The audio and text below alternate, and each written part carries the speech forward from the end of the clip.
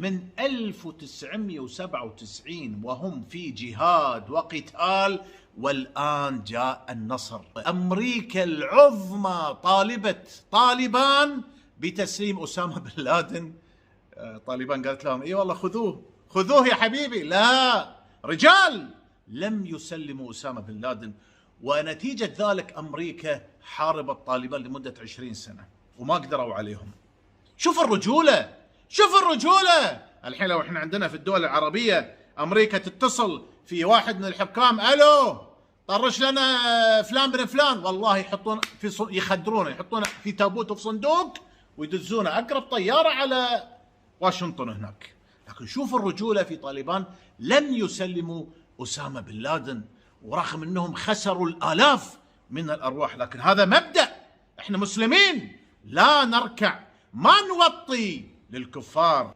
الشأن السوري لن يحل إلا بإعلان الجهاد، الشأن اليمني لن يحل إلا بإعلان الجهاد.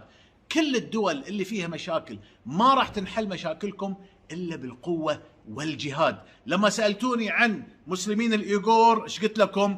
لن يحل مشكلتهم في الصين إلا بإعلان الجهاد. لما سألتوني عن مشكلة المسلمين ومشاكلهم مع الهندوس في الهند 200 مليون، قلت لكم لن تحل مشاكلهم إلا بإعلان الجهاد. كذلك المسلمين اللي في الفلبين ما أخذوا حقوقهم إلا لما أعلنوا القتال والجهاد. إخواني الأفاضل، ما أخذ بالقوة لا يرجع إلا بالقوة، والعالم لا يفهم إلا لغة إيش؟ القوة. رئيس كوريا الشمالية دونالد ترامب مثل الجزمة مثل الكلب طار وراح يقابل رئيس كوريا الشمالية. نووي يا حبيبي، نووي، نعم. فما أخذ بالقوة لا يرجع إلا بالقوة.